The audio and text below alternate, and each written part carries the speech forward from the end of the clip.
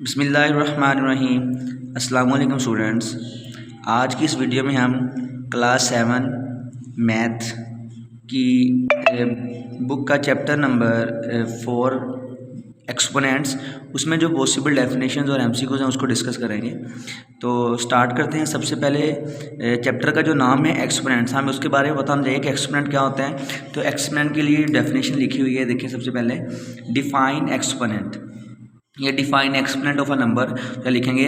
The exponent of a number indicates us how many times a number is multiplied with itself, कि एक number खुद के साथ कितनी दफ़ा मल्टीप्लाई होता है तो हम उसको एक्सपोनेंट कहते हैं। इसकी डेफिनेशन है, साथ आप इसमें कोई एक छोटी सी एग्जांपल लिख सकते हैं। ये लिखा हुआ है 7 multiply by 7 multiply 7 can be written as 7 to power 3। अब इसमें ये छोटी सी साथ एग्जाम्पल इसको आप ऐड कर सकते हैं। उसके बाद आइए एमसीक्यू लिखा हुआ है a टू पावर n। ए की पावर एन का क्या मतलब है? इसका ए की पावर एन का मतलब है जो ए वो एन टाइम खुद के साथ मल्टीप्लाई हो रहा है। और इसको हम अगर पढ़ेंगे तो ये लिखेंगे ए टू पावर एन और nth पावर ऑफ ए। और इसमें जो नीचे ये ए होता है, ए नीचे वाली जो चीज़ वो होती है आपके पास बेस, और जो ऊपर लिखा होता है पावर में, उसको आप कहते हैं एक्सपोनेंट या पावर। इसमें कुछ और भी एग्जांपल्स की हैं, आप इन्हें एमसीक्यू के तौर पे ज़रूर पढ़ें। इनमें से एक्सपोनेंट क्या है, इसमें से बेस क्या है, तो ये आपको एमसीक्यू भी आ सकता है। नेक्स्ट जाते हैं नेक्स्ट पेज पे। ये लिखा हुआ है व्हाट इज़ प्रोडक्ट लॉ।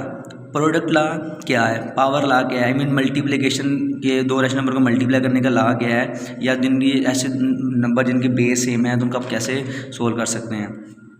तो इसमें आपके पास है दो तरह का लॉ है। Product law when base are same but exponents are different.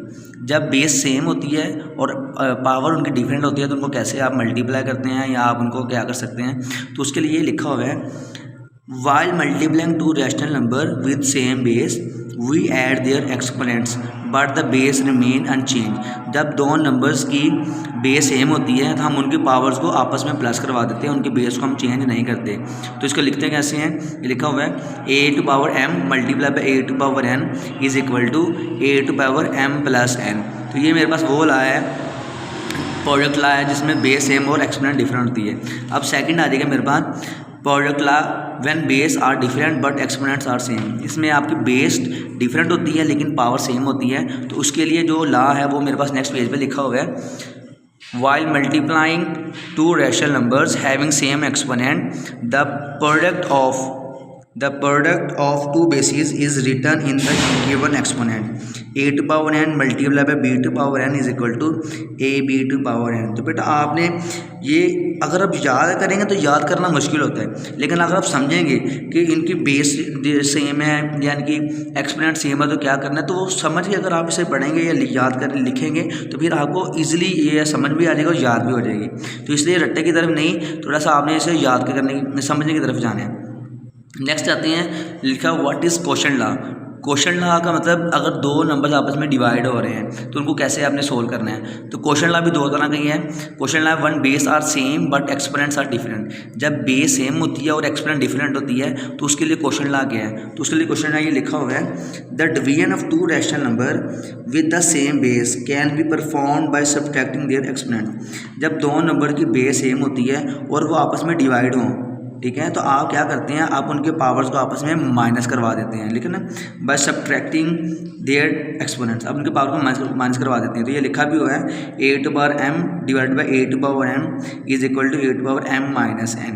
तो इसमें एक बहुत बड़ी कंडीशन ये भी लिखी है कि a is not equal to zero. A zero नहीं होना चाहिए, a is not equal to zero और m and m is greater than n और m n से बड़ा होना चाहिए। ये छोटी सी कंडीशन है, ये आप जहन में रखेंगे तो ज़्यादा बेहतर है। इसकी वजह क्या है, वजह ये है कि जब भी किसी नंबर के डिवाइड में ज़ीरो आ जाता है तो वो आपके क्या होता है, वो आपके पास अनडिफाइन हो जाता है। तो इसलिए वो कह रहा है कि a0 नहीं होना चाहिए। तो इसमें सेकंड जो क्वेश्चन ला वो ये है when base are different but exponents are same. जब बेस डिफरेंट होती है और एक्सपोनेंट्स पावर सेम होती है, फिर यहाँ था बेस सेम, यहाँ है एक्सपोनेंट सेम। तो जब एक्सपोनेंट सेम होती है तो फिर आपने जैसे अभी की है मल्टीप्लाई में, इसमें भी ऐसे ही है, आप दोनों की पावर को सिंपली कॉमन बाहर निकाल देते हैं। For any two rational number A and B where B is not equal to zero, क्योंकि जो बी डिवाइड में आना है डिनोमिनेटर होगा, इससे अगर बी जीरो नहीं होना चाहिए। And N is their exponent then A to power N divide by B to power N is equal to A over B whole power N.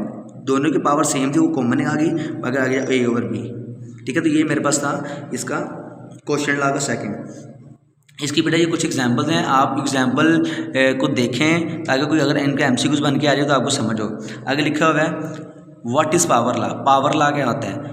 तो पावर लॉ ये लिखा हुआ है the base remains the same when new exponent equal to the product of two exponents, that is वगैरह कि जब आप दो नंबर्स को मल्टीप्लाई करवाते हैं तो उनकी बेस सिर्फ सेम रहती है, बस होता है कि ऊपर जो आप दोनों हैं पावर्स होती हैं वो आपस में मल्टीप्लाई हो जाती हैं। तो a to power m whole power n is equal to a to power m multiply by n और mn, मीन ब्रैकेट के बाहर m, ब्रैकेट के अंदर m है और बाहर n है, तो आप m को n से मल्टीप्लाई करवाएंगे तो आ जाएगा a टू पावर mn।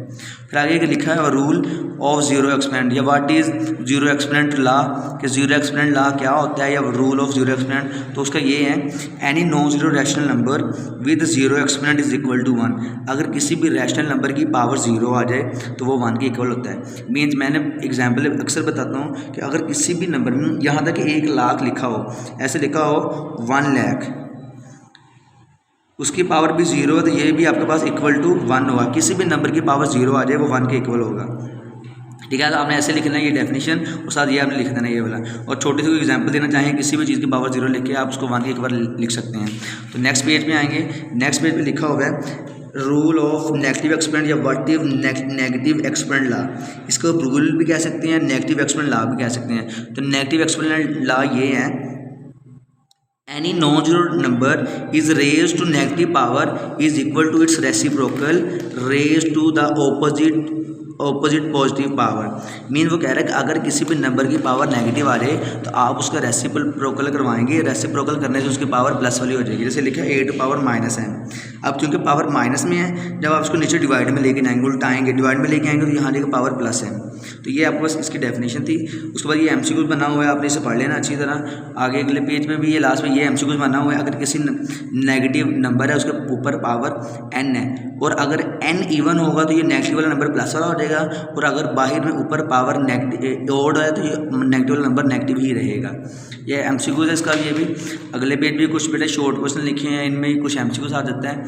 फिर आगे ये रिव्यू एक्सरसाइज लिखी हुई है what is made by exponent of a number, तो अभी निशान लगवाया। Product law with same base, ये भी निशान लगवा दिया है। पावर लॉ अभी निशान लगवा दिया। अगले लिखा what is the reciprocal of a non zero rational number p over q। कोई non zero rational number p over q है, इसका रेसिप्रोकल क्या होगा? तो इसका रेसिप्रोकल होगा q ओवर p। इसका आपने उल्टा देना है। आगे 5 multiply by 5 multiply 5 can be written as, इसका आंसर 5 टू पावर 4। आगे a to power n multiply b to power n, तो आ जाएगा a multiply b to power n। दोनों की बेस सेम है, बेस डिफरेंट है, पावर सेम है, तो पावर को बाहर निकाल दिया और बेस को आपस में मल्टीप्लाई करवा दिया। यहाँ भी दोनों की बेस डिफरेंट है तो बेस को आपस में डिवाइड करवा दिया, पावर को बाहर कॉमन निकाल दिया। फिर आगे any non zero rational number with zero exponent, किसी भी नंबर की पावर जीरो हो जाए वो 1 के इक्वल होता है। Minus a to power n is positive, ये कब पॉजिटिव होगा? अगर n इवन नंबर होगा। फिर आ जाएगा minus a to power n is read as nth power of a की nth पावर। फिर third power of 5 can be written as 5 to power 3 3 to power 0 plus 2 to power 0 divide by 7 to power 0। इसका answer क्या है? देखो 3 की power 0 क्या होगा? 1 plus 2 की पावर 0 क्या होगा? 1 bracket close divide by 7 to power 0 1 1 plus 1 2 divide by 1 करेंगे तो उसका आंसर भी 2 ही आएगा। तो ये आंसर 2 है इसका। उसके बाद नेक्स्ट आएंगे, लिखा हुआ है the reciprocal of q over p to power minus m। तो ये एमसीक्यूज मैंने अभी आपको निशान भी लगवाया है ये वाला, तो इसका आंसर है q over p to power plus m। तो ये आंसर ये वाला लिखा हुआ है q over p to power plus m। आगे लिखा हुआ है minus a to power n is negative. ये n कब नेगेटिव होगा? जब n आपके पास ओड नंबर होगा। अगर n इवन होगा तो ये पॉजिटिव हो जाएगा, अगर n ओड है तो आपके पास नेगेटिव रहेगा। फिर a to power m divide by a to power n, दोनों की बेस सेम है, पावर आपका क्या है, दोनों की बेस सेम और डिवाइड हो रहे हैं तो पावर आपस में आप माइनस करवा देंगे। तो ये यहाँ तक ये वाला आ जाएगा। नेक्स्ट पेज में कुछ समरी पॉइंट्स लिखे हुए हैं ये वाले, तो आपने समरी पॉइंट्स को जरूर याद करना है, क्योंकि समरी पॉइंट्स अगर याद करेंगे इसमें से कुछ डेफिनेशन भी आ जाती हैं और डेफिनेशन के अलावा इनमें से कुछ एमसीक्यूज बन के आ जाते हैं। तो इससे अच्छी तरह करें याद। अगर यहाँ तक आपको याद हो जाएगा तो इंशाल्लाह आपको चैप्टर नंबर 4 ओवरऑल तैयार हो जाएगा। अल्लाह हाफिज़।